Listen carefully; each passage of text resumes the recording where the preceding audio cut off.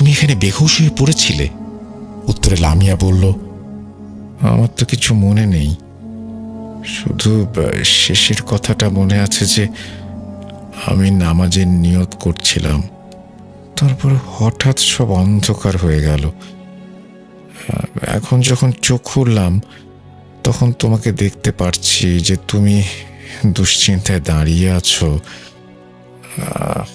আচ্ছা বলো তো, আমার কি হয়েছিল?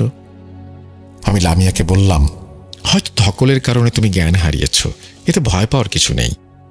এরপর আমি যখন লামিয়াকে ডাক্তারের কাছে নিয়ে গেলাম তখন আমার জন্য সুখবরটা অপেক্ষা করছিল।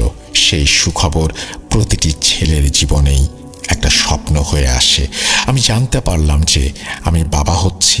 যখন এই খবর আম্মা আব্বার কাছে পৌঁছালো তখন তারা খুশিতে পাগল হয়ে গেল।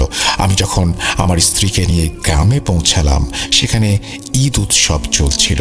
আমাদের